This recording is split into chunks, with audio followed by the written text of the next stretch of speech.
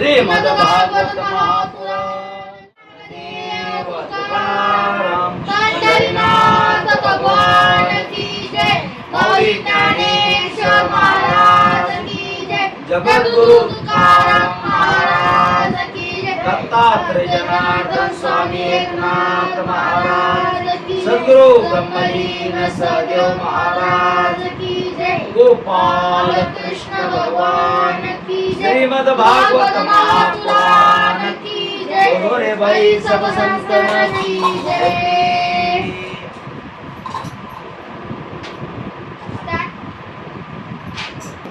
अथम ध्यानम कस्तूरी तिलकं ललाटपटले वक्षस्थले कौस्तुभं नासाग्रे वरमौक्तिकं करतले वेणुकरे कङ्कणं सर्वाङ्गे हरिचन्दनं सुललितं कंठे च मुक्तावली गोपश्री परिवेष्टितो विजयते गोपाल चूडामणि कृष्णाय वासुदेवाय हरये परमात्मने प्रणतक्लेशनाशाय गोविंदाय नमो नमः। गोविंदाय नमो नमः। तत्रैव गंगा यमुना त्रिवेणी गोदावरी सिंधु च सरस्वती च सर्वाणि तीर्थानि वसन्ति तत्र यत्राच्युतोदार कथा प्रसंग वक्रतुंड महाकाय कोटि सूर्य समप्रभ निर्विघ्नं कुरु मे देव सर्वकार्येषु सर्वदा। नमस्ते भगवान व्यास वेदशास्त्रार्थ कोविदम् ब्रह्म विष्णु महेशानं मूर्ते सत्यवती सुतः शुकरूप प्रबोध्यक्षं सर्वशास्त्र विशारद एतत् कथा प्रकाशेन मदज्ञानं विनाशाय गुरुर्ब्रह्मा गुरुर्विष्णु गुरुदेव महेश्वरा गुरु साक्षात् परब्रह्म तस्मै श्री गुरवे नमः।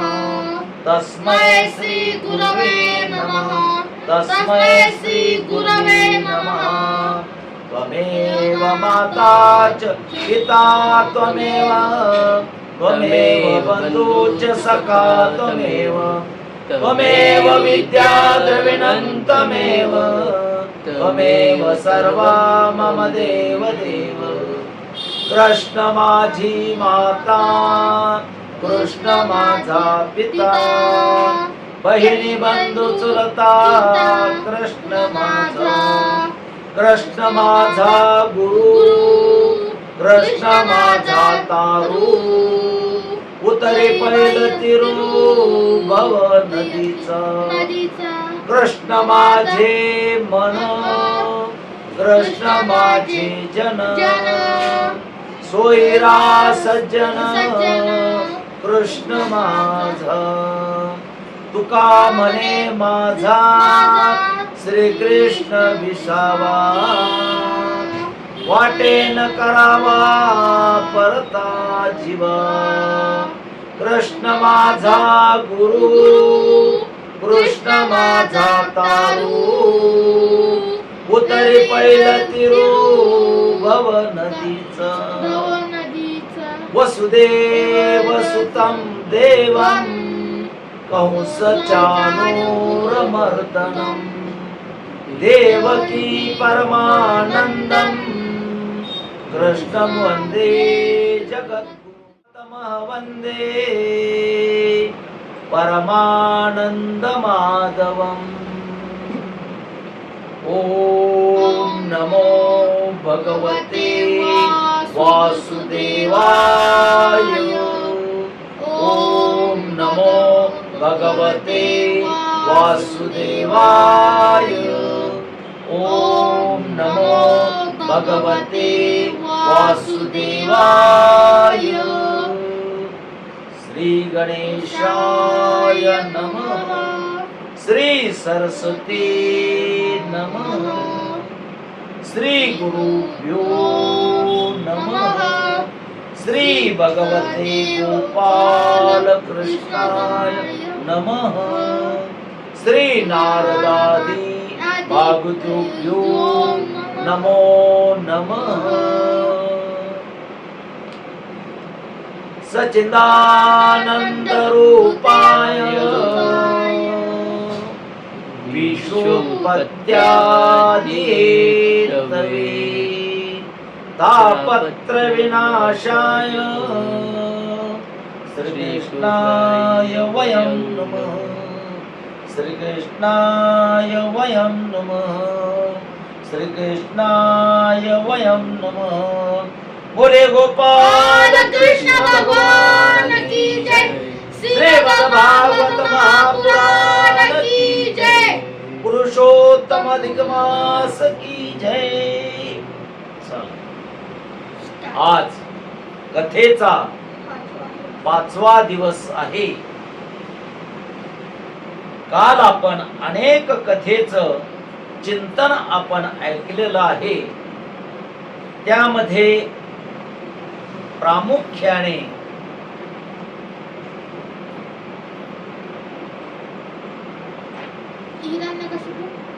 आपण कोणती कथा ऐकली पहिली? हिरण्यकशिपूची कथा ऐकली। हिरण्यकशिपूने ब्रह्मदेवाकडून तपश्चर्या करून कसे व कोणते कोणते वरदान मागितले। तदनंतर भक्त प्रल्हादाचा जन्म झाला। भक्त प्रल्हाद हिरण्यकशिपूच्या वैऱ्याचं नाव म्हणजेच नारायणाचं नाव घेत होता। म्हणून अनेक वेळा भक्त प्रल्हादाला हिरण्यकशिपूने ठार मारण्याचा प्रयत्न केला, परंतु नारायण या नामाने भक्त प्रल्हाद तरुण गेला।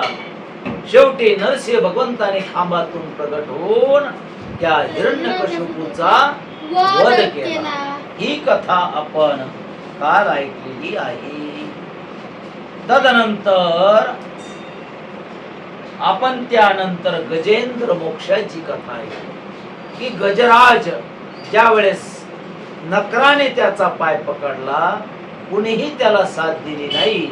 शेवटी तो भगवंताला शरण गेला, कमळाचं फूल फेकलं आणि सांगितलं, या ब्रह्मांडाचा जो नायक असेल कृपा करून मला या संकटातून सोडवावे।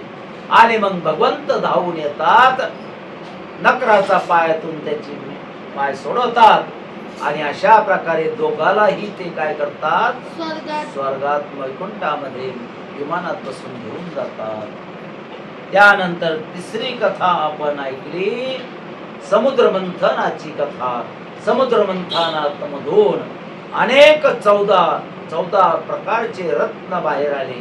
त्यापैकी पहिले हलाहल नावाचं विष आलं, ते शंकर भगवंतांनी प्राशन केलं। तदनंतर लक्ष्मी आली, लक्ष्मीचा विवाह भगवंताबरोबर लागला। त्यानंतर अमृत, ज्यासाठी समुद्र मंथन करायचं, अमृत आलं, पण अमृत राक्षसाच्या हाती पडलं म्हणून भगवंताने तिने मोहिनी अवतार घेतला आणि तेच अमृत देवाला पाजलं। ही समुद्र मंथनाची संपूर्ण कथा आपण काल ऐकलेली आहे। त्यानंतर पुढे बळीराजाची कथा म्हणजे वामन अवतार। भगवंताने जो वामन अवतार घेतला, बळीराजाचा 100वा यज्ञ चालू होता आणि बळीराजाने विचारले, मागा काय मागायचं? 3 पावले भूमिदान मागितली। पहिलं पाऊल स्वर्ग व्याप्त झालं, ब्रह्मांड व्याप्त झालं। दुसऱ्या पावलामध्ये पृथ्वी व्याप्त झाली। बळीराजाला म्हणतात, सांग 3रं पाऊल कुठं ठेवू? बळीराजा होता तो म्हणला, माझं एक जागा आहे, माझ्या मस्तकावर काय ठेवा? तिसरं पाऊल घ्या. म्हणून तुका म्हणे बळी जीव दिला पायातले. आणि त्याला पाताळात ढकललं, पाताळाचा राजा केला. पण त्याने काय मागितलं बळीने, की देवा जाताना तू माझ्या दारावर पाहिजे, येताना तू दारावर पाहिजे. गवळ्याचे घरी गाई अंगी वळी, द्वारपाल बळी द्वारी झाला. अशा प्रकारे द्वारपालाचं काम भगवंताने त्या बळीराजाचा द्वारपाल म्हणून काम केलं. कारण हे भगवंत काय करतात, आपल्या भक्ताच्या घरी न सांगता काम करतात. पैठणला नाथ महाराजांच्या घरी 36 वर्ष भगवंताने श्रीखंड्याच्या रूपामध्ये अनेक कामं केली. कपडे धुण्याचं काम केलं, गंध उघडून द्यायचं काम केलं, फुलं आणायचे, पाणी आणायचे. अशा प्रकारे सेवा, त्या भक्ताची सेवा भगवंताने 36 वर्ष केली. म्हणून जर आपला शुद्ध भाव असेल तर भगवंत आपल्या घरी आल्याशिवाय राहत नाही. कारण त्या जन्याबाईने अरणच्या सावता माळेने काय केलं होतं, त्या भगवंताला आपल्या हृदयामध्ये साठवलं होतं.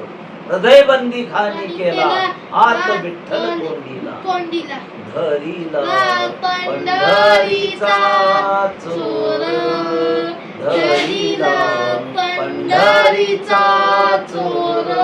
गळा लावून या दोर, गळा लावून या दोर, गळा लावून या दोर, गळा लावून या दोर.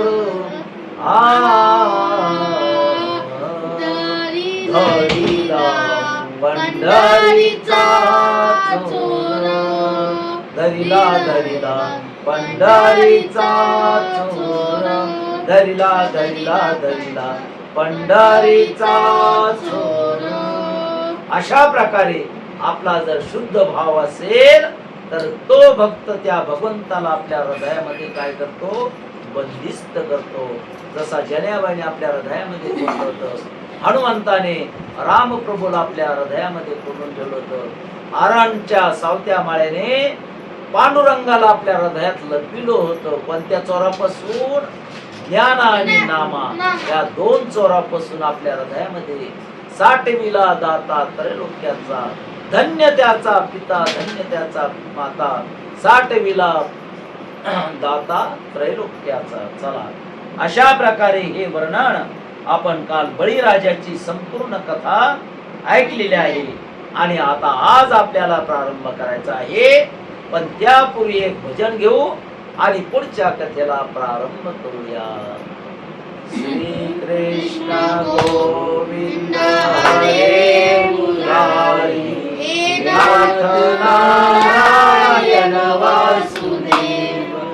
श्री कृष्ण गोविंद हरे मुरारी, नाथ नारायण वासुदेव. हे नाथ नारायण वासुदेव, हे नाथ नारायण वासुदेवा, हे नाथ नारायण वासुदेव. श्री कृष्ण गोविंद हरे मुरारी, हे नाथ नारायण वासुदेवा. बोला, श्री कृष्ण गोविंद हरे मुरारी, हे नाथ नारायण वासुदेवा. गोपाल कृष्ण भगवान की जय. श्रीमद् भागवत महापुराण की जय.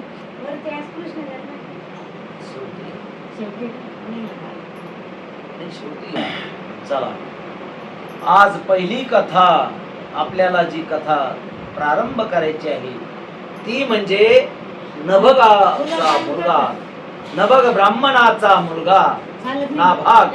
बोलू नका चालू. नाभाग, या नाभागाची कथा आपल्याला प्रारंभ करावयाची आहे. कोण होता नाभाग?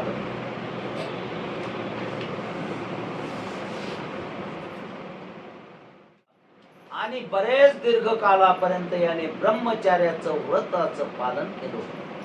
आणि ब्रह्मचार्याचं पालन करून, व्रताचं पालन करून जेव्हा तो घरी आला, त्याचा एक मोठा भाऊ होता.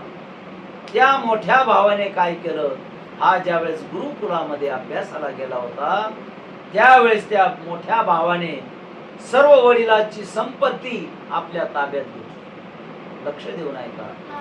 आणि ज्या वेळेस तो लहान भाऊ नाभाग घरी आला, शिक्षण घेऊन पूर्ण करून घरी आला, त्यावेळेस त्याने सांगितलं की वडिलाच्या संपत्तीमध्ये तुला काहीही भेटणार नाही. तुझ्या वाट्याला मी फक्त तुझे वडील दिलेले आहे. आपले वडील तुझ्या वाट्याला आणि आपल्या वडिलांची संपत्ती सर्व माझ्या वाट्याला. बघा अशा वाटण्या केल्या बरं का. लक्ष देऊन ऐका. कलियुगामध्ये असंच चालतं महाराज. वाटणीसाठी भाऊ भाऊ एकमेकाचे खून करतात, सक्का भाऊ पक्के वैरी होतात. म्हणून भावाने, प्रत्येक भावाने विचार केला पाहिजे, ज्याचा जेवढा हिस्सा आहे त्याचा त्याला देऊन टाकला पाहिजे. प्रत्येक मनुष्याने भावाचं खाऊ नये, देवाचं खाऊ नये आणि गावाचं खाऊ नये. आणि ज्याने हे केलं तिघाचं खाल्लं की त्याला नरकच आहे महाराज. चला मग कोणाला कुठं जायचं, स्वर्गात जायचं का नरकात जायचं हे ज्याचे त्याने ठरवायचं. गोपाल कृष्ण भगवान की, श्रीमद भागवत महापुराण की जय. आणि मग वडील म्हणतात, अरे नाभागा, तुझ्या भावाने तुला काही दिलं नाही, आता कसं होईल तुझं, तुझं पालन पोषण कसं करावं, काय करावं. नाभाग म्हणतो, बाबा तुम्ही काही चिंता करू नका, मी आलो ना आता. जरी माझ्या भावाने मला काही दिलं नसलं तरी चालेल, मी काहीतरी उपाय करीन आणि तुमचं संगोपन, तुमचं पालन पोषण मी जरूर करीन. बघा, पुत्र असावा तर असा असावा. महाराज, आई वडिलांची सेवा करणं एखाद्याच्याच नशिबात असते. जो भाग्यवान आहे, कुळी कन्या पुत्र होती जे सात्विक, दयाचा हरिक वाटे देवा. कृष्ण भगवान की जय. श्रीमद भागवत महापुराण की जय. म्हणून तो नाभागासारखा पुत्र, महाराज असा पुत्र पोटी आला पाहिजे जो वडिलांची सेवा करतो. कारण आजकाल तुम्ही बघतात कलियुगामध्ये ग्रामीण भाग अजून चांगला आहे, पण शहरी भागामध्ये बऱ्याच ठिकाणी असं घडतं की आई आणि वडील त्यांना काय होतात, जड होतात. आणि त्या आई वडिलाची ते थकले की त्यांची रवानगी ते वृद्धाश्रमामध्ये पैसे भरून तिकडे पाठवून देतात. बघा, खरं वृद्धाश्रम हे जे आहे आपल्या देशाला कलंक आहे महाराज, कलंक आहे. म्हणून वृद्धाश्रमात जाण्याची गरज पडली नाही पाहिजे. असे पुत्रांना असे संस्कार केले पाहिजे की त्या पुत्राने आई वडिलाला मरेपर्यंत सांभाळला पाहिजे. म्हणून त्यांना पुंडलिकाची गोष्ट सांगितली पाहिजे. पण भक्त पुंडलिकाने कशी सेवा केली आई वडिलाची ही गोष्ट त्यांना सांगितली पाहिजे. त्यांच्यावर योग्य संस्कार केले पाहिजे. नाहीतर शिक्षण भरपूर शिकतात मुलं आजकाल कलियुगामध्ये, एवढे शिकतात, परदेशामध्ये जातात, मोठे अधिकारी होतात, तिकडेच लग्न करतात, तिकडेच सेटल होतात आणि आई वडिलांकडे ढुंकून पाहत नाही. ज्यावेळेस आई वडील आजारी पडतात त्यांना फोन जातो, ते म्हणता आम्हाला वेळ नाही, आम्ही पैसे पाठवतो, तिकडेच दवाखाना करा. बघा, आणि ज्यावेळेस ते मरतात त्यावेळेस त्यांना वेळ नसतो, ते तिकडून पैसे पाठवतात, यांची उत्तरक्रिया तुम्हीच करून घ्या, शेजारी पाठवून. बघा, म्हणून ही वेळ येऊ नये म्हणून प्रत्येकाने आपल्या मुलावर काय केलं पाहिजे, शिक्षण तर त्यांना दिलंच पाहिजे, पण शिक्षणासोबत योग्य संस्कार दिले पाहिजे. हे फार महत्वाचं आहे. कारण प्रबोधन करणं फार गरज आहे. कारण आजकाल पाल्य फार मोठ्या संकटात सापडलेले. कोणत्या संकटात? मोबाईलच्या संकटात, व्यसनाच्या संकटात. हे व्यसन नवीन पिढीला एवढं व्यसन लागलं. मोबाईलचं व्यसन असेल, दारूचं व्यसन असेल, सिगारेटचं असेल, मद्याचं, अरे अनेक प्रकारचे व्यसन. त्या व्यसनापासून जर मुक्त करायचं असेल तर त्यांच्यावर योग्य संस्कार पालकांनी केले पाहिजे. पालकांनी त्यांना तपासलं पाहिजे की आपला पाल्य कॉलेजमध्ये जातो का, इकडे तिकडे हिंडतो, कोणाच्या संगतीत राहतो, कसा फिरतो, कसा अभ्यास करतो, हे लक्ष देणं पालकाचं कर्तव्य आहे. म्हणून ह्या गोष्टी नाही नुसत्याच, या गोष्टीतून तुम्ही कथेमधून काहीतरी आचरणात आणली पाहिजे. ती गोष्ट आता इथं नभगाचा मुलगा नाभाग याला कवडी सुद्धा मिळाली नाही त्याच्या वडिलांच्या प्रॉपर्टीमधून. त्याच्या भावाने सगळी संपत्ती घेऊन टाकली, पण तो डगमगला नाही, कारण वडिलांचे संस्कार त्याच्यावर होते. त्याने गुरुकुलामध्ये अभ्यास करून आला होता. त्याने सांगितलं मी काही करीन पण वडिलांना मी सांभाळीन. आणि एक दिवस असा त्या गावामध्ये नगरीमध्ये काही ब्राह्मण यज्ञ करीत होते. आता त्या यज्ञामध्ये नभगाला माहित होतं त्याच्या वडिलांना की हे ब्राह्मण यज्ञ करतात, 4 दिवस 5 दिवस ते मंत्र म्हणतात, पण 6व्या दिवशी त्यांचा मंत्र विसरतो आणि ते यज्ञ काही पूर्ण होत नाही. मग नभग आपल्या मुलाला म्हणतो, नाभागा अरे ह्या बाजूला ब्राह्मण काही यज्ञ करू लागले, तू जा आणि ज्या वेळेस ते मंत्र म्हणतील आणि ज्या वेळेस 6व्या दिवशी ते मंत्र विसरतील, त्या 6व्या दिवशी तू मंत्र म्हण, म्हणजे तो यज्ञ पूर्ण होईल. पण त्या मुलाने ऐकलं, जशी आज्ञा बाबा, जातो मी बर का. कारण मुलं काय वडिलाची आज्ञा पाळीत होती बर का. आजकाल मुलं वडिलाला मान देत नाही, आज्ञा पाळीत नाही. चला, नाभाग त्या यज्ञ ठिकाणी गेला. यज्ञ समारंभ सुरू झालेला आहे. 5 दिवस त्या ब्राह्मणाने मंत्र चांगले म्हटले, पण 6व्या दिवशी ते विसरले. आणि मग या नाभागाने तिथं मंत्र म्हटले. 7 दिवस तो यज्ञ समारंभ पार पडला. त्या ब्राह्मणाला आनंद झाला. त्या यज्ञापासून जे धन दौलत आलं होतं ते ब्राह्मण स्वर्गामध्ये निघून गेले. पण जाण्या अगोदर त्या यज्ञातून जी धनसंपत्ती आली होती ती संपूर्ण धनसंपत्ती कोणाला दिली? त्या नाभागाला दिली. का? कारण त्याच्यामुळे हा यज्ञ पूर्ण झाला. बघा असं आहे, कारण भगवान देता है तो छप्पर फाड़ के देता है. बघा इतकी संपत्ती आली आणि मग तो असाच करायला लागला, यज्ञामध्ये मंत्र म्हणू लागला. त्याला भरपूर संपत्ती इतकी आली की त्याच्या भावापेक्षाही तो काय झाला? श्रीमंत झाला. आणि त्याची नीती चांगली नव्हती म्हणून तो पुन्हा गरीब झाला. बघा असं असतं. म्हणून आपल्या आपल्या कष्टाने जीवन जगायचं, नीतिमत्तेनं आपण जीवन जगायचं. या कथेमधून हे घ्यायचं. ही कथा आता इथंच समाप्त होते. दुसऱ्या कथेला आपण प्रारंभ करूया, पण प्रारंभ करण्याच्या अगोदर पतित पावन सीताराम बोला.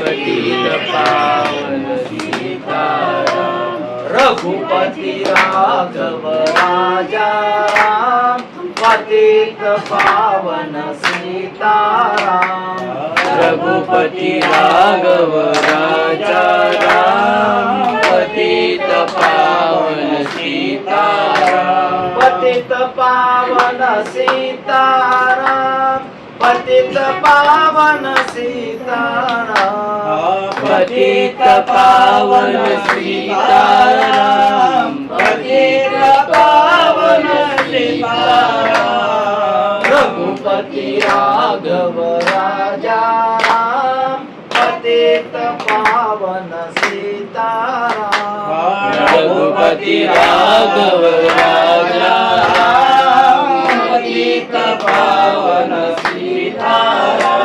गोपाल कृष्ण श्रीमद् भागवत महापुराण. अंबरीश राजाची कथा. सूर्यवंशामध्ये अंबरीश नावाचा राजा महान भगवत भक्त, विष्णूचा उपासक, विष्णू भगवंताची एवढी त्याला आराधना केली की विष्णू भगवंताने त्याला प्रसन्न होऊन सुदर्शन चक्र दिलं. आपलं सुदर्शन चक्र त्या अंबरीशाला दिलं आणि सांगितलं, ज्या वेळेस तुझ्यावर संकट येईल त्यावेळेस या सुदर्शन चक्राचा तू काय करायचा? उपयोग करायचा. ठीक आहे म्हणले, जशी आज्ञा प्रभू. आणि त्या अंबरीशाने एकादशीचं व्रत आणि द्वादशीचं व्रत.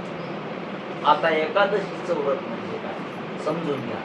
एकादशी म्हणजे 1 दिवसाचा उपवास नाही, तर हे व्रत आहे. किती दिवसाचं आहे? 3 दिवसाचं व्रत आहे, पण आपण एकच दिवस धरतो. चला, एकादशीचं व्रत म्हणजे काय? दशमीला फक्त 1 टाइम जेवायचं, संध्याकाळी काही जेवायचं नाही. त्यानंतर एकादशीला फराळ फल आहार म्हणजे फळं खायची, हलकं हलकं खायचं. पण आजकाल काय आहे, रताळण काय काय फळण काय भरपूर चालू आहे. खिचडी या इकडे नागपूरला मला वाटतं पोहे बी चालते बरं का, असं आहे. नांदेड भागामध्ये पोहे चालते म्हणे बरं. पण दिवसभर चल पण एकादशी कर, जाऊ द्या एकादशीत दुप्पट खाशी, अशी आपली एकादशी चला. पण एकादशीचं मूळ व्रत जे आहे, दशमीला फक्त एक टाइम जेवण, एकादशीला फल आहार. पण एकादशीला झोपायचं नाही 12 वाजेनंतर. त्या दिवशी काय करायचं, झोपायचं नाही म्हणजे काय करायचं, जागरण करायचं. जागरण म्हणजे टीव्ही पाहून नाही, मालिका पाहून नाही, तर भजन म्हणायचं, गवळणी म्हणायच्या, हरिपाठ म्हणायचा, काय जे येईल तुम्हाला आनंद घ्यायचा, देवाचं चिंतन करायचं, जपमाळ करायची, रामकृष्ण हरी जप करायचा. पण काय करायचं, जागायचं 12 वाजेपर्यंत. कारण साधू संत आपल्याला जागे करतात, मग आपण जाग होतो का? झोपेतून जाग करत्या का ते आपल्याला? कशातून करत्या जाग? आपल्यामध्ये जे अज्ञान आहे ते अज्ञान ते घालवतात. साधू संत काय करतात, आपल्याला जाग करतात.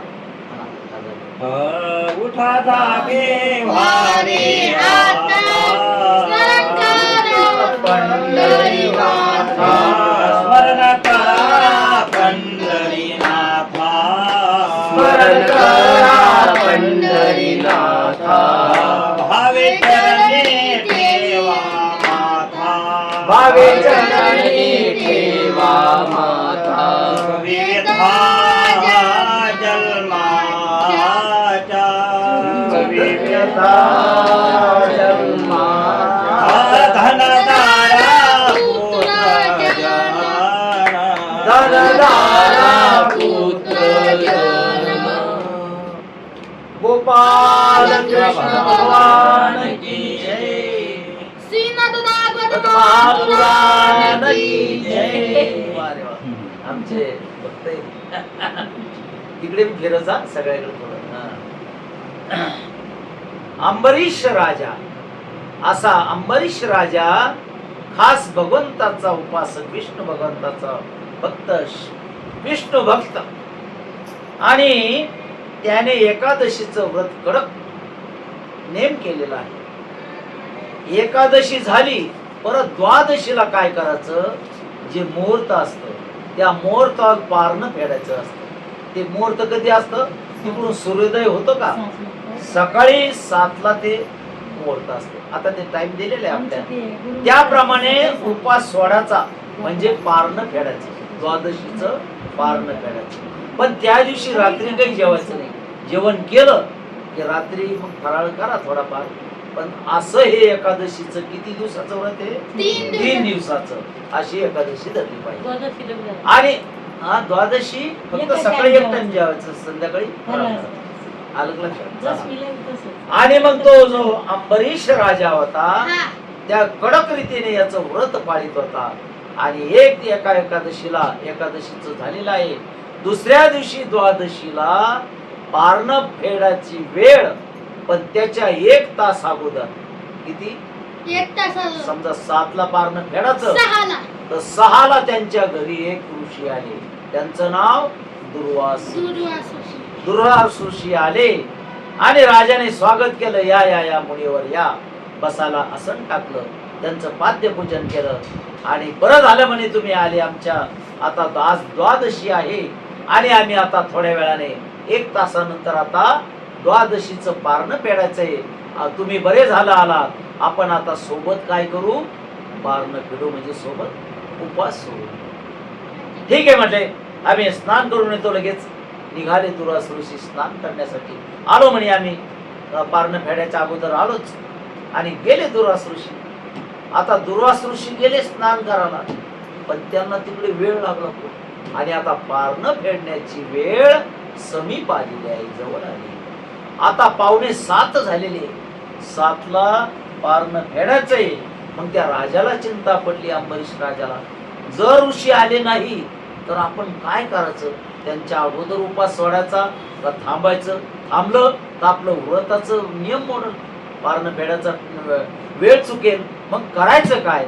मग त्या अंबरीश राजाने आपला जो पुरोहित होता, त्या पुरोहिताला विचारलं, अरे आता जर ऋषी आले नाही तर आपण काय करावं, कसं करावं?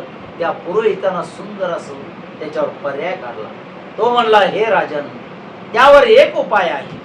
तुम्ही समजा ते मुनीवर आले नाही तर बरोबर 7 वाजता काय करा, हातामध्ये उदक पाणी घ्या आणि पाण्या संकल्प सोडा आणि ते पाणी काय करा, प्राशन करा.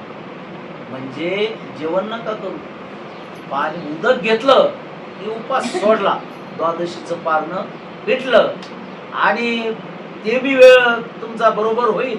आणि जेवण नाही केलं म्हणून दुर्वास ऋषी सुद्धा रागावणार नाही तुमच्यावर, असं त्या पुरोहितानं सुचवलं. पण राजाला ते पटलं.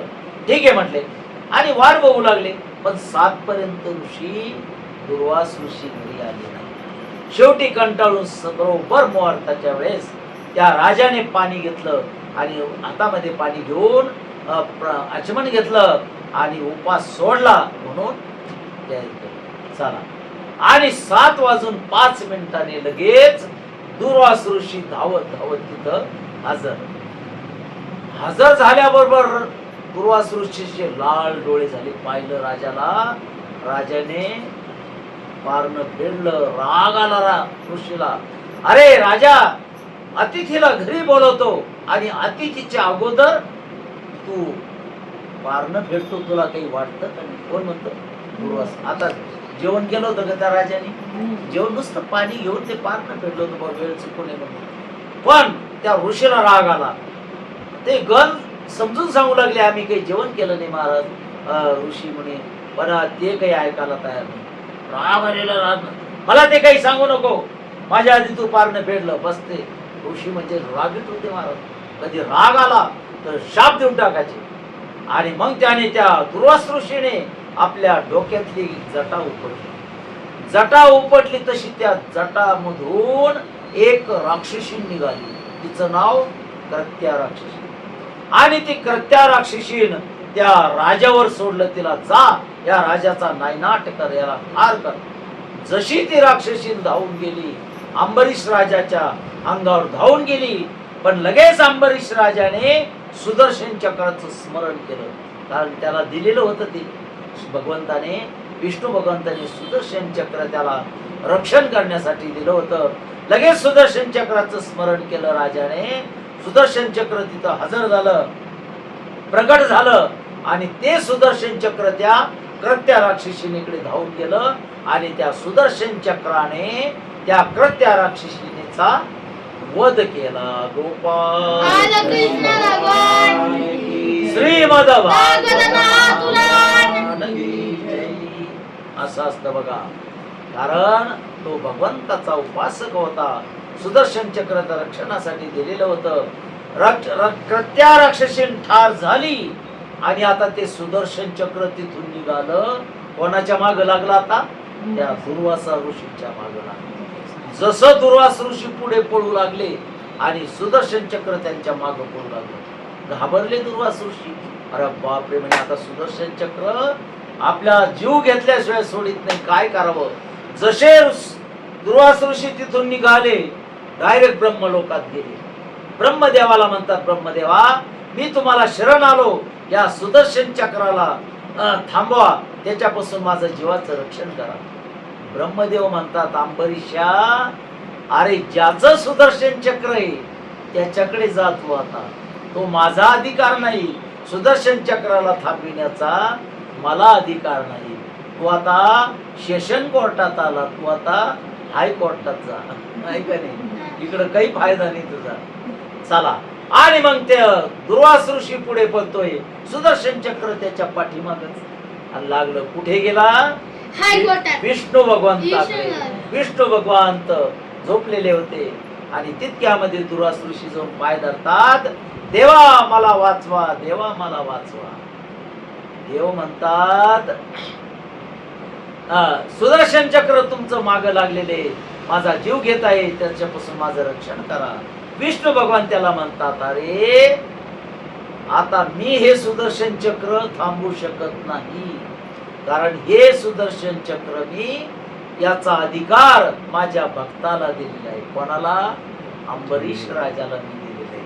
म्हणून ज्या अंबरीश राजाचा तू छळ केला, त्याला तू बोलला, शिव्या दिल्या, त्याला नाही ते बोलला, छळ केला माझ्या भक्ताचा, त्याला जेव्हा तू शरण जाशील तेव्हा हे सुदर्शन चक्र थांबल. म्हणून तू कुठं जाता? सुप्रीम कोर्टात जा. सुप्रीम कोर्ट म्हणजे कोणतं? भक्ताचं, संताचं. म्हणजे देवापेक्षा बी संत कसे आहे? मोठे आहे. देव हायकोर्ट तर संत सुप्रीम कोर्ट. तुम्ही म्हणाल हे कसं? देव तर मोठे राहत्या, भक्त संत मोठे कसे? तसंच आहे. तुम्हाला उदाहरण देतो एक, म्हणजे तुम्हाला पटल. आता गोकुळामध्ये चला. गोकुळामध्ये कोण होते? श्रीकृष्ण भगवान होते, देव होते. मग त्या देवाने तिथं कशाचं दूध काढलं? नंदीचं दूध काढलं. आहे ना, ऐकलेले तुम्ही? नंदीचं दूध काढलं. बर, इकडे चला, देहू मध्ये चला. देहू मध्ये जगद्गुरु तुकाराम महाराज वैकुंठात गेले सदैव. पण त्यांची कन्या भगीरथी ही म्हणते, बाबा मला न भेटल्याशिवाय तुम्ही कसे गेले? एकदा तरी मला वैकुंठामध्ये येऊन मला भेट द्या. तीनदा आले होते. हा. आणि मग त्या आपल्या कन्येसाठी तुकाराम महाराज वैकुंठामधून देहूला येतात. आल्याबरोबर भगीरथीला आनंद होतो, बाबा का गेला तुम्ही मला सोडून? आणि मग तिला असं वाटलं की माझे वडील आलेले आहेत, त्यांना मी आता जीव घालते आणि मग वाटेला होते. मग पटकन जेवण करायचं तर काय राहतं आपल्याकडे? शेवायचा भात राहतो, आहे का नाही? पटकन तिनं आदन ठेवलं, शेवायचा भात केला. पण शेवायचा भाताबरोबर दूध लागतो. मग तिनं तांब्या घेतला, पूर्ण देहू मध्ये फिरली, पण वेळ दुपारची होती, कुठंच दूध भेटलं नाही. कंटाळून निराश होऊन घरी आली. तितक्यामध्ये तुकाराम महाराज म्हणतात, का ग बेटा कुठे गेली होती? म्हणे दूध आणायला, पण भेटलंच नाही. बाबा काय करू? अगं आण तांब्या इकडं. मी का आणतो दूध? घेतला तांब्या महाराज. बाजूला महादेवाच्या मंदिरात गेले, नंदीला उठवलं. कोणत्या नंदीला? निर्जीव नंदीला. उठ बाबा. नंदी उठला आणि त्या निर्जीव नंदीचं तुकाराम महाराजांनी दूध काढलं. बघा, तिकडे देवाने सजीव बैलाचं दूध काढलं, इकडं संतांनी निर्जीव नंदीचं दूध काढलं. मग तुम्ही सांगा, संत श्रेष्ठ का देव श्रेष्ठ? संत श्रेष्ठ. गोपाल कृष्ण भगवान की जय. श्रीमद भागवत महापुराण की जय. आणि मग कंटाळून शेवटी दुर्वास ऋषी वैकुंठामधून परत त्या अंबरीश राजाकडे येतात आणि अंबरीश राजाला शरण जाऊन त्याचे पाय धरायला लागतात. पण ते पाय धरून देणार, कारण हा त्यांचा मोठेपणा असतो. ते म्हणले, मुनिवर तुम्ही पाय धरू नका, तुम्ही मोठे आहात. बघा किती जरी त्रास दिला पण तेच त्यांना काय करतात? मोठेपणा देतात. जयांगी मोठेपणा तया यातना करे. म्हणून संताच्या काय विभूती, काय जगाच्या कल्याणा संताच्या विभूती देह कष्टविती परोपकारी. बघा आपल्याला किती त्रास झाला चालेल, संत हे आपल्याला किती त्रास झाला पण दुसऱ्याला दुःख देत नाही, दुसऱ्याला सुख देतात. म्हणूनच त्यांना काय म्हणतात? संत म्हणतात. चला, अशा प्रकारे दुर्वास ऋषीला शरण आले. दुर्वास ऋषी त्या अंबरीश राजाला शरण आले. आणि मग त्या अंबरीश राजाने त्या सुदर्शन चक्राला प्रार्थना केली, अरे बाबा आता थांब, आता काही करू नको, माझ्याजवळ. आणि ते सुदर्शन चक्र थांबलं आणि दुर्वास ऋषीचा जीव वाचला. आणि मग अशा प्रकारे ही कथा आता पूर्ण झाली. म्हणून एकादशी कशी करावी, द्वादशी कशी करावी, या कथेमधून तुम्ही घेऊन जा घरी.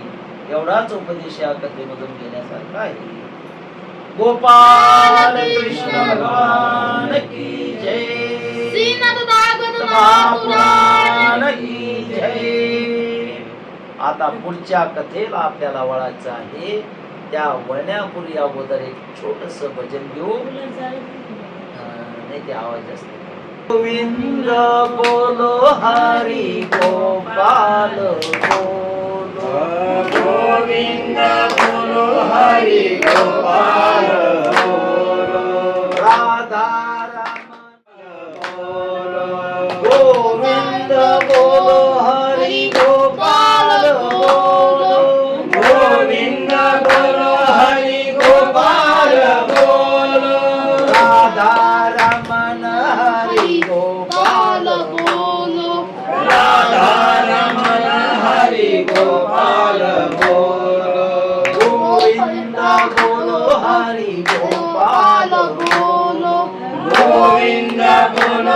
हरी गोपाल बोलो राधा रमण हरी गोपाल बोलो राधा रमण हरि गोपाल बोलो बोले गोपाल कृष्ण भगवान की श्रीमद् भागवत महापुराण की जय।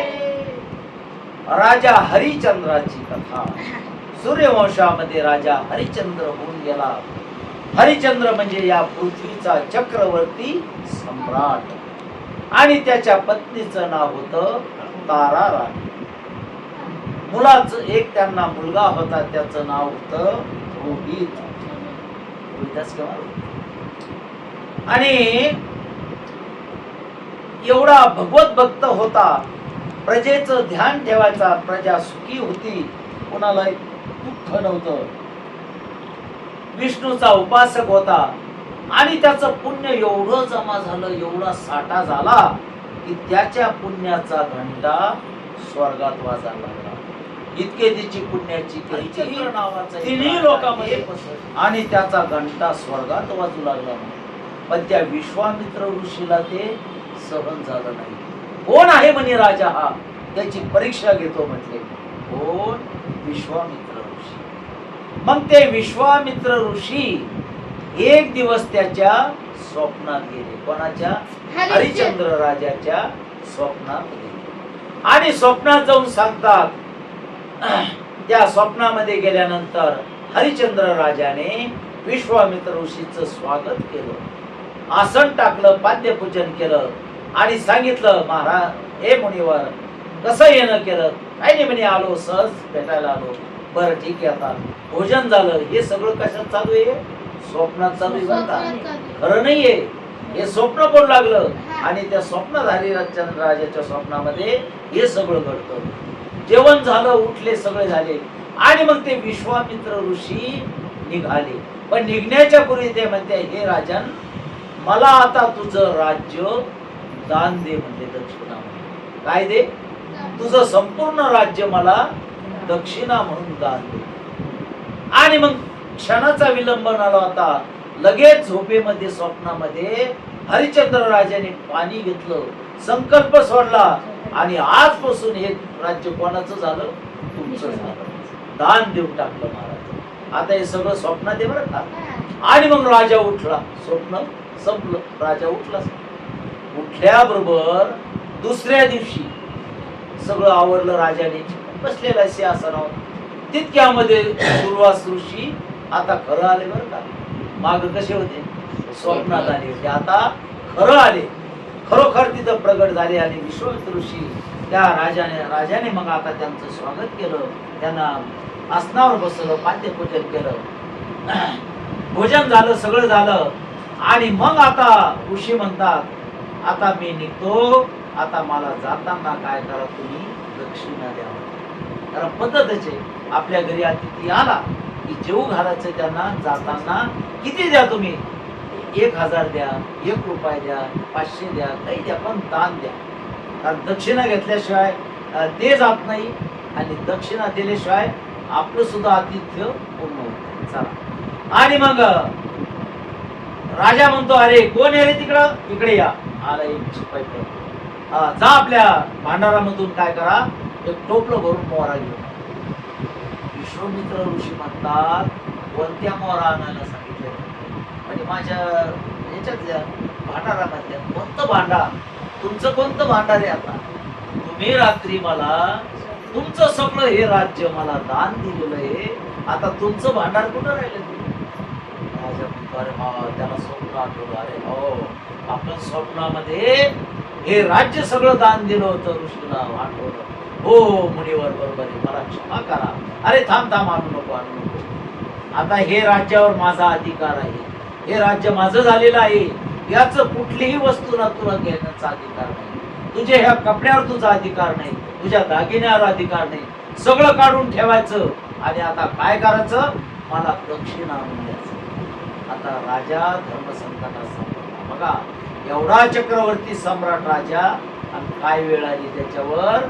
सगळे दागिने काढून ठेवले, सगळे कपडे काढून ठेवले, झाडाच्या साली गुंडाळल्या आणि तारा राणीने सुद्धा दागिने साड्या काय असेल बैठण्या बिछण्या सगळ्या काढून ठेवल्या आणि अनवाणी पायाने, चप्पल नाही, बूट नाही, पायामध्ये काही नाही, अनवाणी पायाने मुलगा सुद्धा रोहिदास तो सुद्धा निघाले महाराज. कुठं निघाले आता? आता काशीला चालले ते. काशीला कशासाठी? काशीला त्यावेळेस दास दासीचा बाजार भरत असे. म्हणजे तिथं जाऊन उभं राहिलं, जसे बाजारामध्ये कसे गुरं उभं करतो आपण पहिलं आणि मग लोक येतात गिऱ्हाईक लागत त्यांना विकून टाकत, तसं तिथं दास दासी असे उभे राहिले तर मग तिथली ब्राह्मण मंडळी घेऊन जायची कामाला सेवेला. अशा प्रकारे तो बाजार भरायचा, दास दासीचा बाजार. आणि मग जाताना निघाले त्या विश्वामित्र ऋषीनं सूर्याला आज्ञा केली, अरे सूर्या, एवढं प्रखर किरण टाक, यांचे पाय जाळले पाहिजे, होरपळले पाहिजे. आणि मग तो सूर्य भगवान तळपू लागला, किरण टाकू लागला. यांच्या पायाला चटके फोड आलेले, पायाला साली गुंडाळल्या, पानं गुंडाळले, असे करीत करीत मला डोक्यात घेतला. असं करीत करीत दरपोच काम एवढा त्रास सहन करून हरिश्चंद्र राजा, तारामती आणि रोहिदास कुठं जाऊन पोहोचले? काशीला जाऊन पोहोचले. आणि तिथं गेल्यानंतर त्या बाजारामध्ये उभे राहिले. उभं राहिल्याबरोबर तारामतीला लगेच एक गिऱ्हाईक लागलं. एक ब्राह्मण आला, तो म्हणे माझ्या घरी चला, दासीचं काम आहे, भांडे धुवायचं, पाणी हे करायचं, काय ते स्वयंपाकाचं सगळं काम होतं दासीचं. त्या दासीला विकत घेतलं तारामतीला. पण तिनं प्रार्थना केली, हे भूदेवता, माझ्या मुलाला सुद्धा तुम्ही विकत घ्या, तो काहीतरी काम करील. आणि मग महाराज त्या रोहिदासाला सुद्धा त्या ब्राह्मणाने विकत घेतलं, दक्षिणा दिला त्या हरिश्चंद्र राजाकडे. आणि त्या आईला, तारामतीला आणि त्या रोहिदासाला त्या ब्राह्मणाने विकत घेतलं आणि आपल्या घरी कामाला ठेवलं. आणि मग आता दररोज ती दासीचं काम करू लागली. तो रोहिदास फुलं आणून द्यायचा, पूजेचं साहित्य द्यायचा त्या ब्राह्मणाला, छोटे मोठे काम करायचा. असं जीवन त्यांचं चालू झालं. आणि मग त्याला सुद्धा एक गिऱ्हाईक लागलं. कोणाला? हरिश्चंद्राला. हरिश्चंद्राला कशाचं काम मिळालं? डोंब्या घरी काय काय करायचं, तिथं जायचं आणि प्रेत जाळण्याचं काम. प्रेत म्हणजे प्रेत जाळायचे आणि त्यांच्याकडून जे आले तो कर वसूल करायचा आणि तो कर मालकाला द्यायचा. हे काम कोणाला लागलं? राजा हरिश्चंद्राला काम बघा. आणि याच्यातून जो दक्षिणा आला, मग त्या हरिश्चंद्र राजाने विश्वामित्र ऋषीला बोलावलं की हा तुमचा दक्षिणा घ्या. की गाचा जो दक्षिणा आलेला होता पैसे, ते म्हणजे विकून तो दक्षिणा विश्वामित्र घेऊन टाकला आणि आपलं आपलं कामामध्ये ते गुंत झाले. म्हणून हरिश्चंद्र राजा तारामती राणी, हरिश्चंद्र राजा तारामती राणी, हरिश्चंद्र राजा तारामती राणी, हरिश्चंद्र राजा तारामती राणी, हरिश्चंद्र राजा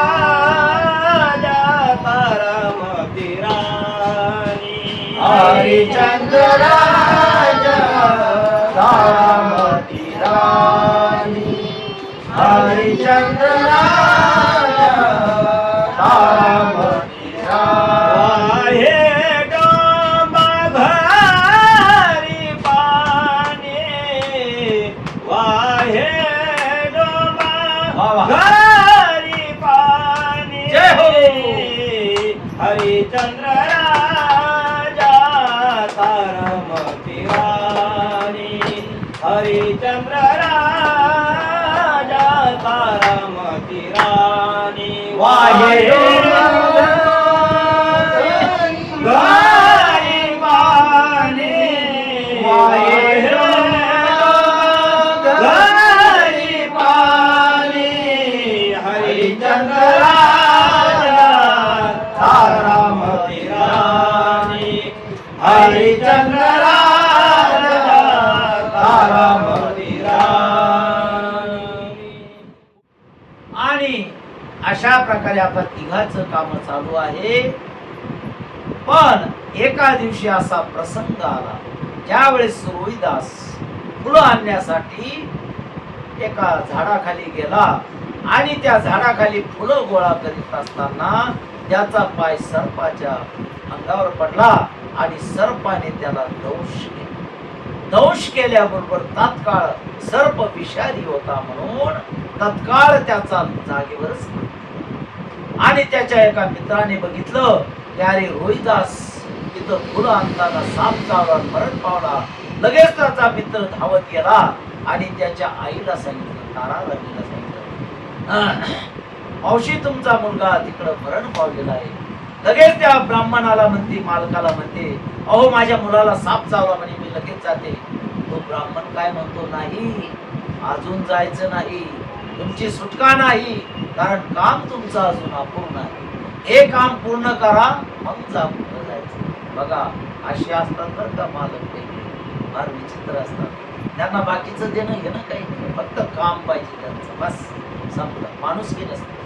आणि महाराज तिनं ते काम घाईघाईनं पूर्ण केलं आणि लगेच धावत सुटलेले आणि त्या झाडाखाली पाहते तर आपला मुलगा तिथं मृत होऊन पडलेला आहे. आक्रोश केला, रडू लागली.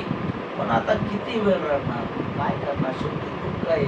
आणि शेवटी काही झालं तर तासभर रडेल, 2 तास रडेल, शेवटी त्याचा अंत्यसंस्कार करणं गरजेचं असतं असो, कारण जास्त वेळ प्रेताला ठेवता येत नाही. म्हणून लगेच आता त्याचा अंत्यसंस्कार करायचा, पण जवळ पैसे नाही, कारण तिकडं स्मशानामध्ये घेऊन जा तर कर भरावा लागतो, कर भरल्याशिवाय मध्ये जाऊ देत नाही. शेवटी ती गेली, त्या मुलाला आपल्या उचलून घेतलं आणि त्या स्मशानाकडे गेली. स्मशानामध्ये गेल्याबरोबर तिला एका जणांना अडवलं. कोणी अडवलं? हरिश्चंद्र राजांनी अडवलं. आपलाच बघा, आपलाच पती, त्या मुलाचाच बाप, ज्याला स्मशानामध्ये जाळायचं होतं, अंत्यसंस्कार करायचे होते, त्याच वडिलांनी काय केलं, तिथं अडवलं आणि सांगितलं कर भरल्याशिवाय तुम्हाला मध्ये जाता येणार नाही. शेवटी अंगावर एक साडी होती, साडीचा एक तुकडा फाडला आणि माझ्याजवळ फक्त एवढं शिल्लक होतं, बाकी माझ्याकडे काही नाही, एवढा तुकडा घ्या आणि त्या बदल्यामध्ये याचे अंत्यसंस्कार करा. आणि हे सगळं कोण पाहू लागलं? विश्वामित्र ऋषी. त्यांच्यावर नजर आहे, हे काय काय करतात, काय बरं का, लक्ष देऊन ऐका. ही हरिश्चंद्राची परीक्षा म्हणतो ना आपण, राजा हरिश्चंद्राची परीक्षा होती. हे सगळं पाहिलं आणि विश्वामित्र ऋषीला पटलं, अरे बापरे, हा पृथ्वीचा चक्रवर्ती सम्राट हा प्रेत जळण्याचं काम करू लागला आणि आपलाच मुलगा आला. किती इमानदार राजा आहे, आपलाच मुलगा इथं जाळा. आता एखादा असतं तर जाळून टाकलं असतं, ऐका नाही, आपलाच मुलगा आहे, पण पैसे घेतल्याशिवाय मध्ये सुटलं. ते इमानदारी बघितली. तारामती राणी एवढी राजकन्या, एवढी राणी, महाराणी, आणि तिला काय वेळ आली, ब्राह्मणाच्या घरी स्वयंपाक भांडी काय करायची वेळ आली बघा. म्हणून कोणावर अशी वेळ येऊ नये, आहे का नाही. चला, रोहिदासावर काय वेळ आली, सापाने चावलं.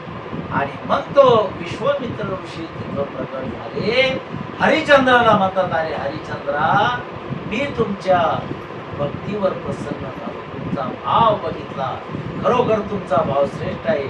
जो तुमच्या पुण्याचा जो घंटा स्वर्गात वाजतो बरोबर आहे, तुम्ही पुण्यवान आहात. अरे बाबा, तो ब्राह्मण सुद्धा मीच झालो होतो.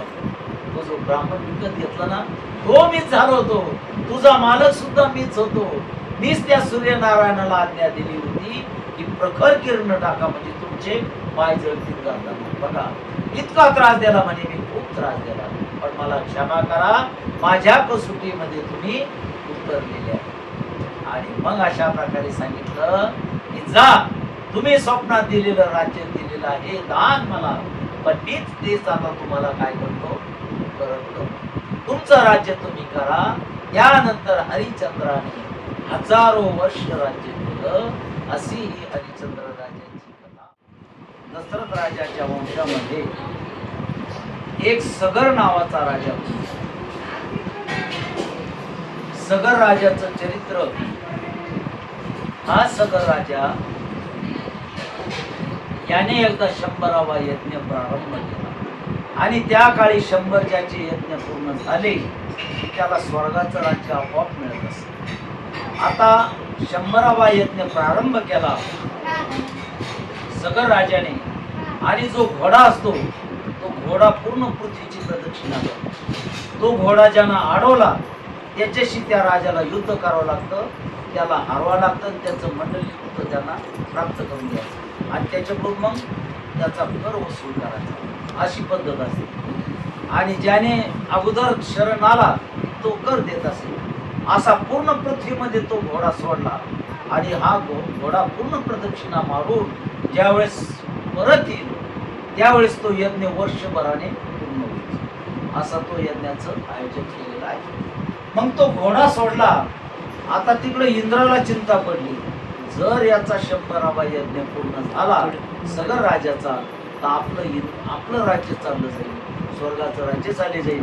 म्हणून त्याने काय केला, गुपचूप जाऊन तो घोडा घेतला.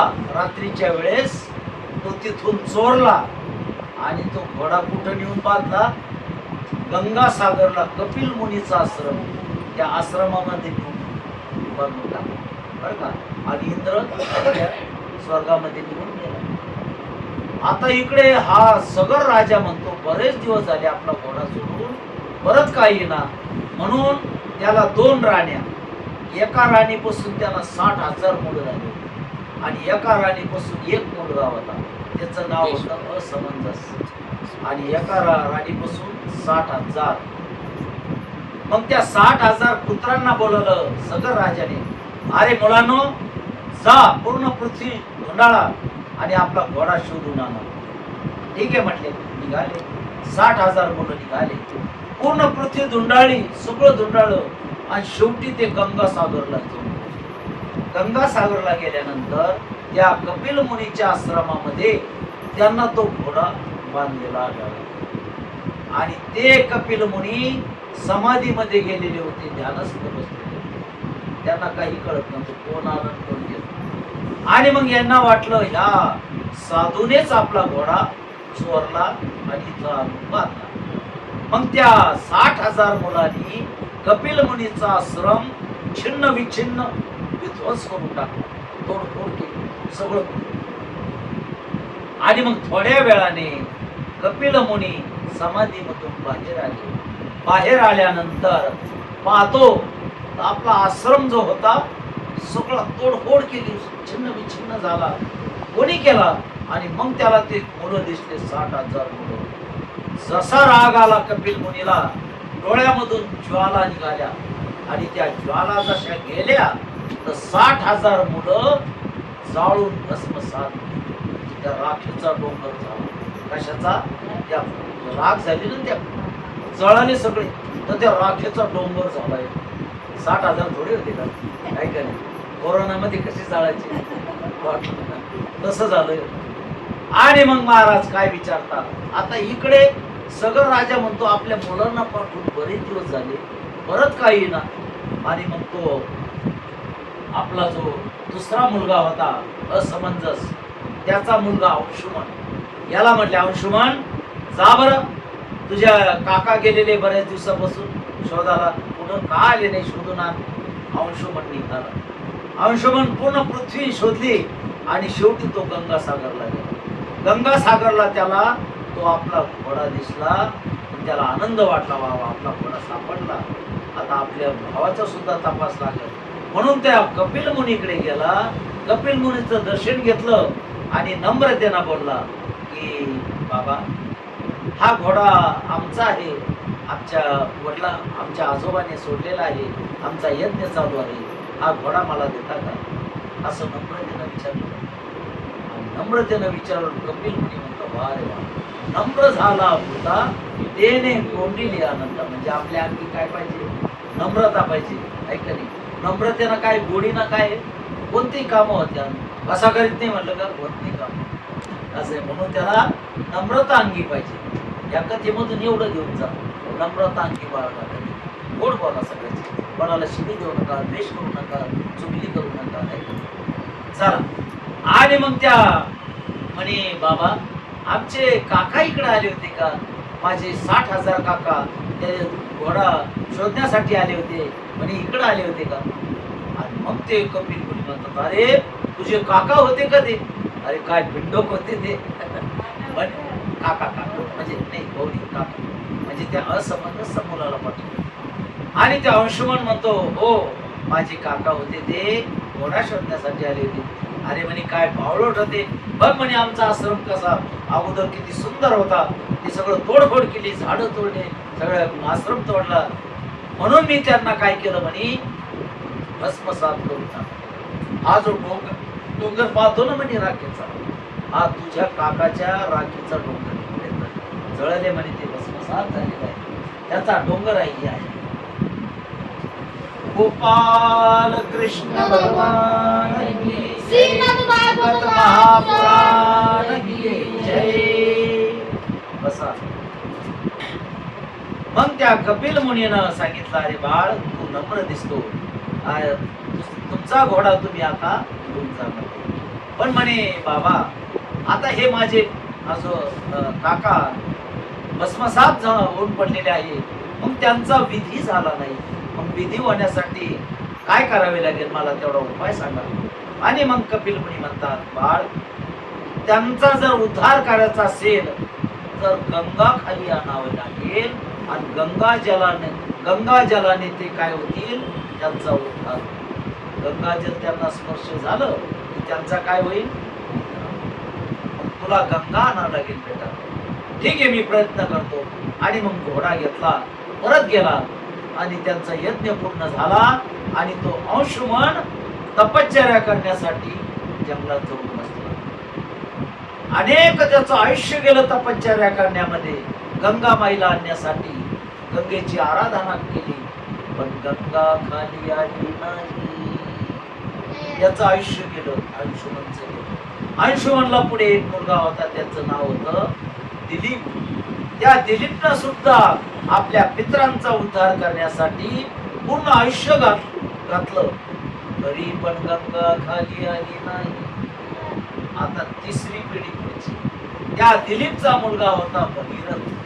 भगीरथ राजा झाला आणि त्या भगीरथ राजाने अनेक वर्ष तपश्चर्या केली. तेव्हा कुठं गंगा प्रसन्न झाली. कोणाला? भगीरथ राजा. आणि मग भगीरथ राजाला गंगा म्हणते अरे बेटा मी तुझ्या भक्तीवर प्रसन्न झाले मी तुझ्या सोबत खाली येते. कारण गंगा कुठं होती? वैकुंठ स्वर्गामध्ये भगवंताच्या चरणामध्ये. त्या चरणापासून तिला खाली यायचं. आणि मग अरे बेटा मी तुझ्या सोबत यायला तयार आहे मृत्यूलोकामध्ये मी तयार आहे यायला पण माझा वेग एवढा आहे की माझा वेग कोणी रोखू शकणार नाही. मग माते म्हणे माझा रोग रोखू शकणारा फक्त एकच तो म्हणजे कोण? शंकर भगवान. तुला शंकर भगवंताची आराधना करावी लागेल त्यांना प्रसन्न करून घ्यायला लागेल. ठीक आहे म्हटले मी त्यांची आता तपश्चर्या करतो. आणि मग पुन्हा भगीरथ राजा अनेक वर्ष तपश्चर्या केली. तेव्हा कुठं भगवान महादेव प्रसन्न झाले. भगवान महादेव म्हणतात अरे काय पाहिजे तुला माग. आणि मग भगीरथाने मागितलं देवा बाकी मला काही नको गंगेला मी प्रसन्न केला आहे गंगा मृत्यू लोकामध्ये आणायची आहे तेव्हा त्या गंगेला तुम्ही फक्त रोखून धरा. कारण गंगा काय म्हटले मी जर आले तर मी पाताळात निघून जाईल माझा वेग एवढा आहे. मग शंकर भगवान म्हणतात ठीक आहे. आणि मग भगीरथ राजाने स्वर्गामधून गंगा खाली आणली. गंगा जशी वेगाने आली शंकर भगवंताने एक जटा उपटली आणि त्या गंगेला एका जटेमध्ये काय केलं स्थिर केलं. एका जटेमध्ये बघा एक केस असतो ना एक आपलं त्याच्यामध्ये स्थिर केलं. आता स्थिर केलं. भगीरथ राजा म्हणतो मी गंगा खाली आणली तिला मला कुठं न्यायचं होतं? गंगा सागरकडे न्यायचं होतं कपिल मुनीच्या आश्रमाकडे तिकडे न्यायचं. आणि आता हा बाबा गंगेला खाली सोडला. पुन्हा तपश्चर्या केली भगीरथ राजाने. पुन्हा 4 वर्ष तपश्चर्या केली. म्हणून म्हणतो ना आपण तुला एखादं अवघड काम असलं की तुला भगीरथ प्रयत्न करावे लागेल नाही का? म्हणजे हे भगीरथ प्रयत्न किती प्रयत्न केले त्याला. पहिले गंगा आणण्यासाठी पुन्हा तिचा वेग रोखायला शंकर भगवंताची पुन्हा आता तिला खाली सोडण्यासाठी पुन्हा तपश्चर्या. आणि मग तपश्चर्या केल्यानंतर शंकर भगवान प्रसन्न झाले म्हणे देवा ती गंगेला आता खाली सोडा. आणि मग गंगा तिथं त्या गंगोत्री नावाचं ठिकाणी बरं का तुम्ही जाऊन बघा. गंगोत्रीच्या ठिकाणी शंकर भगवंताने आपल्या डोक्यामधून गंगा सोडली. आता भगीरथ राजा पुढे चालतो, गंगा त्याच्या मागून वाहत वाहत चालली गंगोत्री पासून. पुढे आली, पुढे हरिद्वार लागलं, त्याच्यानंतर प्रयाग लागलं, तिथे तिला यमुना सरस्वती भेटली. आणि पुढे गेल्यानंतर वाराणसी, काशी आणि पुढे मग सागराला मिळाली गंगा. आणि सागराला मिळताना तो राखेचा जो डोंगर होता कपिल मुनी आश्रमाच्या बाजूला, त्या राखेच्या डोंगराला गंगा जल लागलं आणि त्या पितराचा वाचे म्हणता गंगा गंगा, वाचे म्हणता गंगा गंगा, वाचे म्हणता गंगा गंगा, वाचे म्हणता गंगा गंगा, वाचे म्हणता गंगा गंगा, वाचे म्हणता गंगा गंगा, वाचे म्हणता गंगा गंगा, वाचे म्हणता गंगा गंगा. सकळ पापे जाते भंगा, सकळ पापे जाते भंगा, दृष्टी पडता ब्रह्मगिरी, दृष्टी पडता ब्रह्मगिरी. सकळ पापे जाते भंगा, सकळ पापे जाते भंगा, दृष्टी पडता ब्रह्मगिरी, दृष्टी पडता ब्रह्मगिरी. यासी नाही यमपुरी, त्यासी नाही यमपुरी, दृष्टी पडता ब्रह्मगिरी, दृष्टी पडता ब्रह्मगिरी. यासी नाही यमपुरी, त्यासी नाही यमपुरी, दृष्टी पडता ब्रह्मगिरी, दृष्टी पडता ब्रह्मगिरी. गोपाल कृष्ण भगवान की जय. श्रीमद् भागवत महापुराण. गंगा मैया की जय. अशा प्रकारे गंगा भगीरथ राजाने स्वर्गामधून खाली आणली. आणि या कथेला आता कथा संपलेली आहे. पुढच्या कथेला आपण प्रारंभ करूया. पुढची कथा येते ययाती राजाची कथा. ययाती राजा नहुषाचा मुलगा. एकूण त्याला 5 मुलं. नहुषाचे किती मुलं? 5. यती, ययाती, सयाती, आयती, वियती आणि कृती. हे नहुष राजाचे. नहुष राजा कोण होता? जो ज्याला शाप मिळाला होता, तो भुजंग झाला होता, असा नहुष राजा. आणि त्या नहुषाचा मुलगा ययाती राजा. या ययाती राजाचं 2 पत्न्या. एक होती शुक्राचार्य ची कन्या, तिचं नाव होतं काय? देवयानी. काय होतं?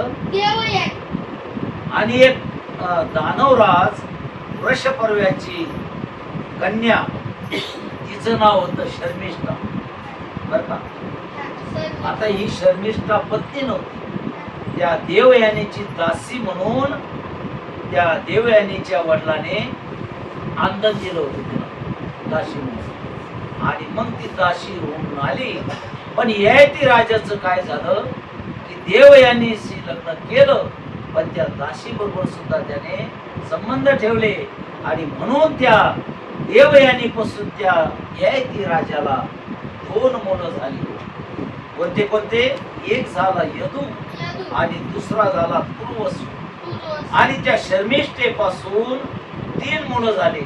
एक झाला दुर्यू, दुसरा झाला अनु आणि तिसरा झाला पुरु. लक्षात ठेवा बरं का नाव. अनु, पुरु आणि दुर्यू.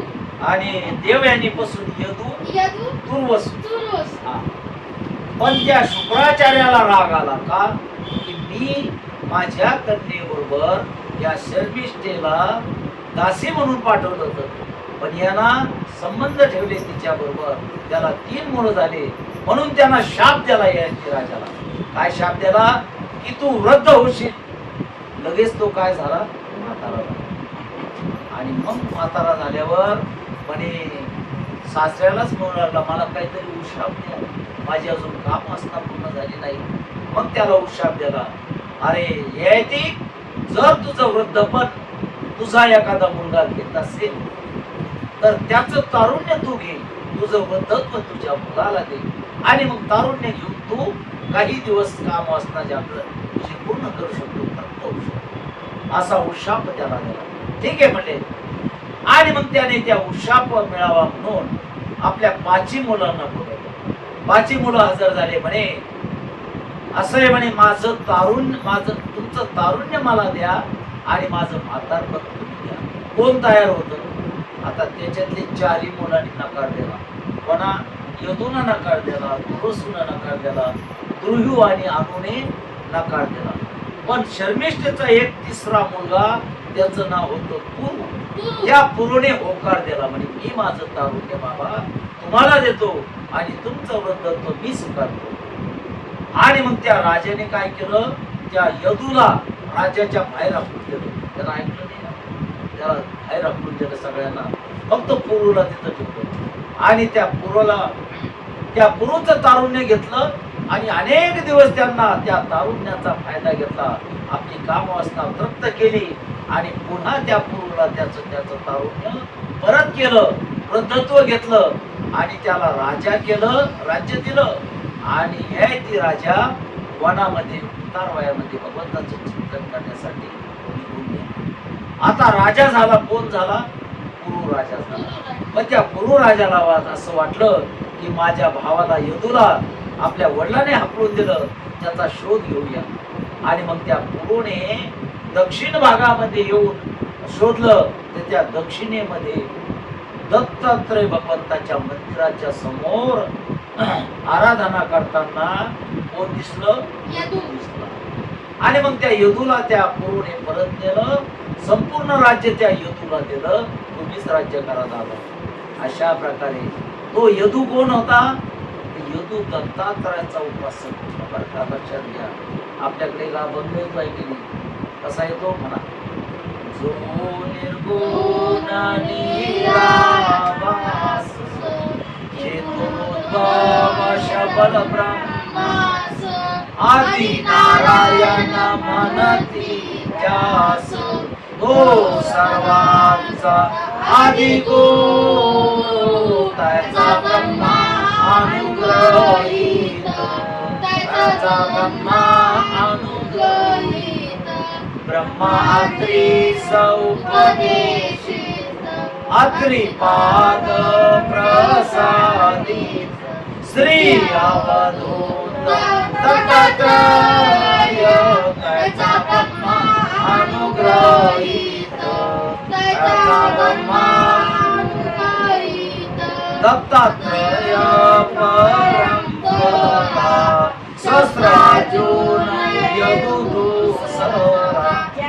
जना शिष्यते सरा केला कलियोगी त्याचा ब्रह्मा अनुग्रहित त्याचा ब्रह्मा अनुग्रहित जनार्दना कृपेस्तव जान समूळ निर्सय भवबंधन एका जनार्दनी शरण झाली संपूर्ण परंपरा त्याचा ब्रह्मा अनुग्रहित त्याचा ब्रह्मा अनुग्रहित गोपाल कृष्ण भगवान श्रीमद भागवत महापुराण नाथ परंपरा आदिनाथ गुरु मच्छिंद्र दयाचा मच्छिंद्राने बोधक गोरक्ष ओळला गहिनी प्रसाद ज्ञान देवा सार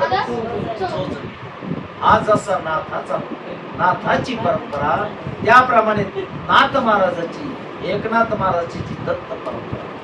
मग दत्त परंपरा कशी? दत्तात्रय परंपरा सहस्रार्जुन यदुदूसरा जनार्दन शिष्य तीसरा केला खरा कलियोगी त्याचा ब्रह्मानुगहित दयाचा ब्रह्मानुगहित. म्हणजे दत्तात्रय परंपरा. दत्तात्रय भगवंताचे 3 शिष्य. पहिला सहस्रार्जुन, दुसरा यदू, हा यदू हा जो ययाती राजाचा मुलगा यदू दुसरा, आणि तिसरा जनार्दन स्वामी, एकनाथ महाराजांचे गुरु जे जनार्दन स्वामी पुढे देवतावाद किल्ल्यावर. म्हणजे असं आहे. म्हणून हा यदू दत्तात्रयाचा उपासक होता. त्या दत्तात्रयाच्या त्याला त्या पूर्णे राज्य दिलं. अनेक वर्ष यदू राजाने राज्य केलं आणि ह्याच राजाच्या नावावरून त्या घराण्याला यादव घराणं नाव काय पडलं? यादव घराणं. आणि याच यादव घराण्यामध्ये पुढे आता भगवान द्वापार युगामध्ये श्रीकृष्ण भगवान अवतार घेणार. बोले गोपाल कृष्ण भगवान. या कथेला इथंच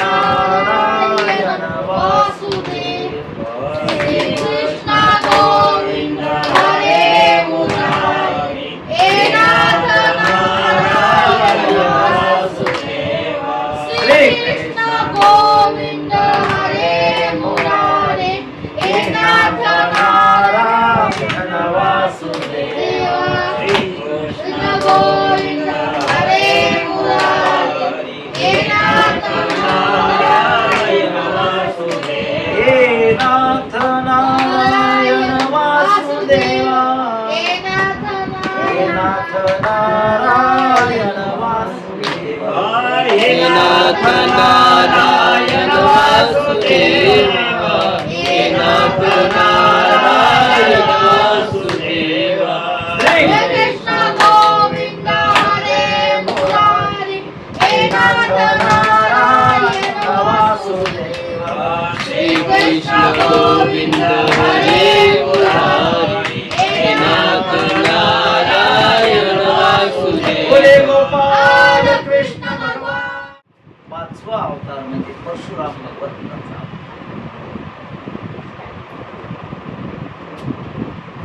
रेणुका माता आणि जमदग्नी ऋषी यांच्या पोटी भगवान परशुरामाचा जन्म अवतार का झाला? कारण त्या काळामध्ये क्षत्रिय राजे या मृत्यूलोकामध्ये पृथ्वीवर त्यांचा अनाचार अत्याचार इतका माजला की भगवंताने अवतार धारण करून या क्षत्रिय राजाला सर्व मारले. एकदाच नाही तर 21 वेळा परशुरामाने अवतार घेऊन ही पृथ्वी काय केली? निक्षत्रिय केली. त्यामध्ये मुख्य राजा म्हणजे सहस्रार्जुन राजा, जे आपण आता अभंगामध्ये गायलं. सहस्रार्जुन हा दत्तात्रय भगवंताचा पहिला मुख्य शिष्य. काय झालं? दत्तात्रय भगवंताच्या आश्रमामध्ये दत्तात्रय भगवंताला भेटण्यासाठी सहस्रार्जुन गेला आणि गेल्यानंतर म्हणे मला तुम्हाला गुरु करायचंय, मला तुम्ही काय करा, शिष्य म्हणून द्या, अनुग्रह द्या. ठीक आहे. दत्तात्रय प्रभू म्हणतात तू माझ्या पात्रतेचं नाही, तू इथून नाही. म्हणले मी इथून जाणार नाही. असं त्यांना हट्टालाच पेटला, मला तुम्हालाच गुरु करायचं, मी तुम्हाला गुरु करीन म्हणजे करीन. नाही ऐकलो. बरेच दिवस त्यांना वाट पाहिली, नाहीच केलं. शेवटी दत्तात्रय भगवंताला राग आला, त्याचे दोन्ही हात तोडून टाकले. जा म्हणे इथून, तुला जा म्हणतो नाही, इथं थांबायचं नाही. दोन्ही हात तोडले, जा म्हटले. तरी तो तिथून आला ना. तुम्ही हात का तोडा, माझं शिर जरी तोडलं तरी मी इथून आणणार. मी तुम्हाला गुरु करीन म्हणजे जाऊ द्वाराहू पांडुरंगी धडकाऊ चरण न सोडी सर्वथा आन तुझी पंढरीनाथा. कबीर महाराज होऊन गेले काशीमध्ये. सगळ्यांना माहिती संत कबीर राष्ट्रीय संत कबीर. कबीर महाराजांनी एकदा रामानंद स्वामीकडे गेले आणि म्हणतात मला अनुग्रह द्या, पण ते म्हणे मी कोणालाही अनुग्रह देत नाही. कारण कबीराला काय समजत होते? मुस्लिम समजत होते. ते मुस्लिमही नव्हते, ते मराठा नव्हते, ते ब्राह्मण नव्हते, कोणीच नव्हते.